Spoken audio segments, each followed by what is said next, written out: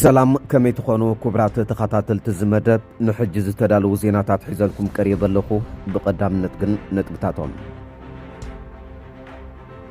منغست إيرترا سلامن مرققان معبالن هزبتات زوبا قرن أفريقا نمدنفع بزبل بوقعو منقدي كابزاتو وناي صمد آبالنت كمز السحابة مقلاصو سعيبو زتوهب قبر ملسي زملكات آبالات بايتو أمريكا منغست إثيوبيا نزوباو مرققا أب حدقا زودق سبعو مسلا زقهسن ربحاتات أمريكا آب قرن أفريقا زهاسن تقبارات يساتف كمزلو بمخنان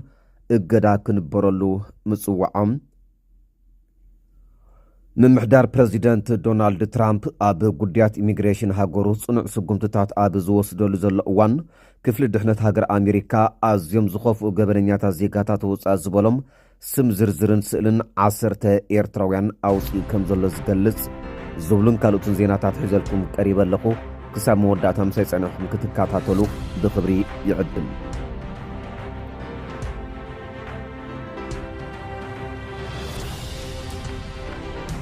إيرترا كاب زوبا ودب إيقاد آبالنتا كمز سحابت مقلاصة كمز حزنو اتودب قليصم منيستر قديات وصا إيرترا بعربي آب زوص غازيت أو مقلسيم اتودبنا آبالات هاقرات بفلاين إيرترا علاما نقبار مسارحي كمز خونه بمخساسيو حقاو حلفنت آيفس أمن كبل وقيسم إيرترا كاب تودب كتسحب زوصد توصانه نوانا صحفي إيقاد بوقعي آفليت الله يبل اتي كاب سمراز وصا مقلسيم تمال عربي أماسيو قبر ملس زهابة إيقاد بوغنم إيرترا دحر نوح عامتات نابتو ودب كابت ملس أب أغيباتاتو كمزي تساتفت بمتقاس نتحدش وسانة داقم قمت كتقوبرلو تمحسينم إتان نوح عامتات آبال نتاكابي إيقاد سحباز نبرت إيرترام أب سنة كلتاشن عسران سلستن نابتو ودب كمزي تملست ززكريم أبت وان بمسرت بريزيدنت كينيا ويليام روتو أبت هاقر مبصح زكايده بريزيدنت سياسة فوركي أبزاس معمدارم زباو بلصقنا سلامن مرققان نمدفع مس إيقاد حبيرنا كنسرح قبونا سلازخونم نابتن نوح عامتات قريفنا يزيس أنحنا زباو الصمدو نملسالنا كبل مواجو يذكرم. One very significant thing this morning, you talked about IGAD, your suggestion that we need to reconsider our membership to IGAD. I readily said, no question about that. We're joining or coming back again in IGAD with the idea of revitalizing this regional integration organization so that any meaningful bilateral cooperation between Kenya and Eritrea will have to be seen within the context of the integrated region. We cannot achieve bilateral goals without the broader integrated region that we have dreamt to create decades ago. This is no new invention, it's not reinvention, we are not reinventing anything. This is an obligation. In the name of the peoples of the whole region, we have to assume responsibility and revitalizing IGAD so that we can have a functional, real organization for the region is critical. إيرترا آب سنة كلتاشن عسران سلستن آبال نتاز حدثة المخنيات تودب كصقنن نحلف جيغاتاتو كرمن نزقربل محصنتا إيرترا ازن كهبي كاب زبل تسفا نيرو زبله مجلس منستر قديات وصا إيرترا تزحزنجن إيغاد كاب زتوهب حلافنت بموصا ناقاد سنتون مزنتون أب حدقا مئتاو يقصلالو كبل كسيسوم أب شحنت شعطة 293 نابتو زبا ودب زتسنبرت إيرترا أب كلتا شحنشو عطن نهلاو وتهدرات إثيوبيا أب سوماليا بمقواميا أبالنتا آدسكيلام أب زغص العامتات إيقاد بمريحنة إثيوبيا أب العلتا نمرققا زوبا قرن أفريقا تهو خالايلو زخصصا إيرترا إقداتات كقبر نحبرت إوروبان بايتو سقتا حبرات هاقراتن طلب أقربو منبارو زذكريم أبت مسو سوماليا بمتأسسار أب كلتا شحنت شعطن أب العلتا هاقر زتنبر إقداتاتون إيقادن إثيوبيان وسان إدكم زنوبروميو زقلاسم إذا حدش قمت مسحب أبالنتون مس إثيوبيا نابدقسي متفنان آتياتلو أبزل أوانيو توسيد زلوم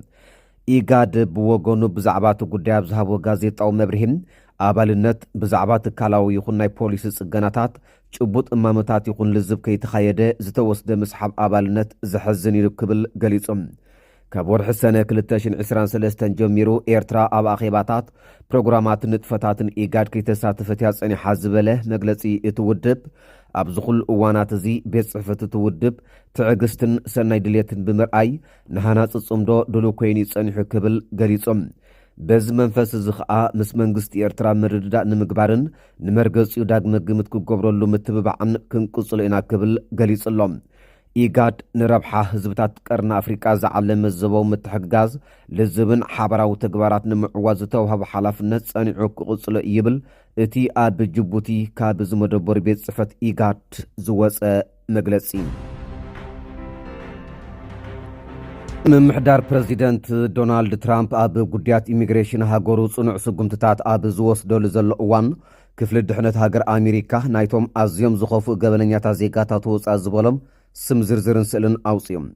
ካብቶም ብኢሚግሬሽንን ኣኽበርቲ ጉምሩክን ስሞም ዝወፃእ ሓያሎ ሰባት ኣብ መንጎኦም 10 ኤርትራውያን ዝርከብዎም ኮይኖም ውዒሎም ዝተባሃለ ገበናትን ኣበየናይ ግዝኣት ከም ዝተፈጸመን ዘጠቓልል እዩ እቶም ኤርትራውያን ብፆታዊ ምዝመዛ ትሕቲ ዕድመ ፆታዊ መጥቃዕትን ዓመፅን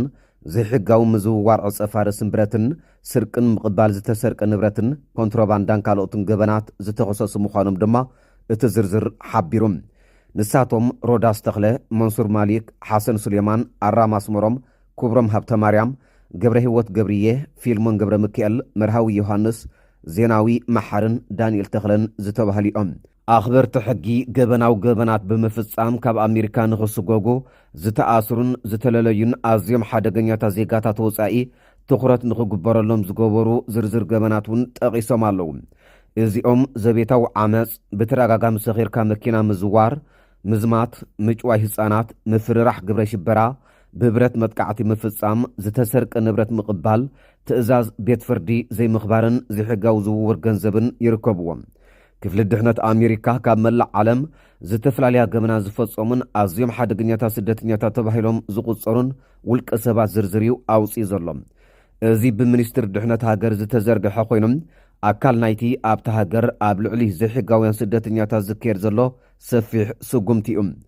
ምምሕዳር ፕረዚደንት ዶናልድ ትራምፕ ዝርዝር ብቕትለት ዘይሕጋዊ ምዝውዋር ዕፀ ፋረስ ብረት ዝምታን ካልኦት ገበናትን ዝኽሰሱ ሓደገኛ ገበነኛታት ዝተባሃሉ 9 ኢትዮጵያውያን እውን ከም ዘውፅአ ዝፍለጥ እዩ ቅድሚ 2 ሰሙን ሓደ ኣፍጋናዊ ስደተኛ ኣብ ዋሽንግተን ዲሲ ንክልተ ኣባላት ሃገራዊ ሓለዋ ኣሜሪካ ብጥይት ሃሪሙ ሞትን መቑሰልትን ድሕሪ ምስዓቡ ምምሕዳር ትራምፕ መስርሕ ዕቑባ ኣፍጋናውያን ዝርከብዎም ስደተኛታት ደው ክብል ብምግባር ብዝሒ ዘይሕጋውያን ስደተኛታት ንምድራት ስጉምትታት ይወስድ ኣሎ ምምሕዳር ትራምፕ ሕጋዊ ሰነዳት ዘለዎም ዜጋታት ኤርትራን ሶማልያን ሓዊሱ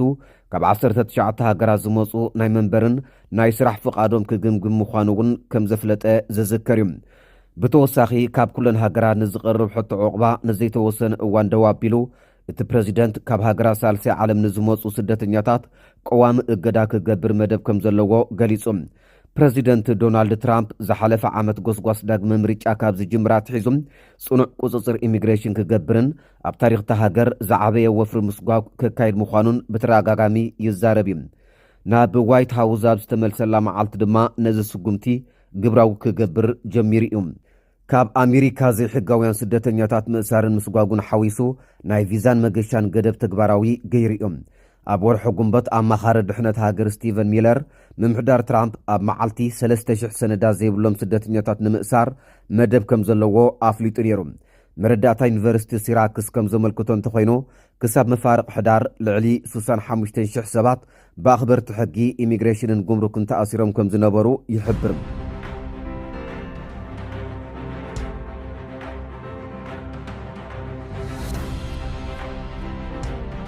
ክልተ ኣባላት ባይቶ ኣሜሪካ ብ9 ታሕሳስ 2025 ንኮሚቴ ጉዳይ ወፃኢ ኣብ ዘቕረብዎ እማመን መንግስቲ ኢትዮጵያ ንዘባዊ ምርግጋ ኣብ ሓደጋ ዘውድቕ ሰብኣዊ መሰላ ዝግህስን ንረብሓታት ኣሜሪካ ኣብ ቀርኒ ኣፍሪቃ ዝሃስን ተግባራት ይሳተፍ ከም ዘሎ ብምኹናን እገዳ ክንበረሉ ፀዊዖም እዞም ነዚ እማመ ዘቕረቡ ኣብቲ ባይቶ ንኮሚቴ ኣፍሪቃ ዝመርሕ ጆ ዊልሰንን ኣባል ባይቶ ባዲ ከርተንን ኮይኖም ኣብ ጉዳያት ኣፍሪቃ ተሰማዕነት ዘለዎም ፖለቲከኛታት ምዃኖም ይንገረሎም ኣሜሪካ ኣብ ቀርኒ ኣፍሪቃ ሰላም ድሕነትን ሰናይ ምምሕዳርን ንምድንፋዕ ተገዳስነት ኣለዋ ዝበሉ እዞም ኣባላት ባይቶም መንግስቲ ኢትዮጵያ ኣብ ክልል ኣምሓራ ኣብ ኩናት ተጸሚዱ ምህላውን ኣብ ክልላት ኦሮሚያ፣ ዓፋር፣ ትግራይ፣ ኦጋዴንን ካልኦት ከባቢታትን ግጭት እናቐጸለ ምዃኑን ኣብሪሆም ከም ውጽኢቱ ድማ ህይወት ሰባት ክጠፍእ ንብረት ብዓብዪ ደረጃ ከዓኑ ዘይምርግጋእ እቲ ዞባ ዓሌታውን ሃይማኖታውን ወጥሪ ክብእስ ከምኡውን ብሰንኪ ግጭት ጥሜትን ጃምላዊ ምምዝባልን ይገድድ ኣሎ ኢሎም እቲ ዝቐረበ እማመ እሙናት ዝበለን ኣህግራውያንን ሰብኣውያን ማሕበራትን ንዘውፅኦ ጸብጻባት ብምጥቃስ ምስ መንግስቲ ኢትዮጵያ ዝሰርሑ ኣካላት ኣብ ተግባራት ገበናት ኩናት ገበናት ኣንጻር ሰብኣውነትን ምጽናት ዓሌትን ዘጠቓለለ ብደረጃ ዓለም ተፈላጥነት ኣብ ዘለዎ ሰብኣዊ ምስላት ግህሰት ከም ዝተፈጸሙ ዘርዚሮም ቤተ ክርስቲያን ኦርቶዶክሳዊ ተዋህዶ ኢትዮጵያን ካልኦት ሃይማኖታውያን ትካላትን ንዓመፅ ምፍርራሕን ስደትን ዕላማ ኮይነን እዚ ድማ ንሃይማኖታዊ ናጽነትን ምርግጋእ ሲቪል ማሕበራት ኢትዮጵያን ዘዳኽምውን እዩ ይብል እቲ ክሲ ወሲኾም እቲ ኣብ ኢትዮጵያ ንነዊሕ እዋን ጸኒሑ ዝበሎ ዘይምርግጋእ ምርበባት ግብረ ሽበራ ምልካውያን ስርዓታትን ካልኦት ናይ ደገ ተጻባእቲ ሓይልታትን ንረብሓ ኣሜሪካ ክምዝምዝዎ ዘኽእሎም ናይ ስልጣን ባዶነት ተፈጢሩ ከም ዘለውን ገሊጹም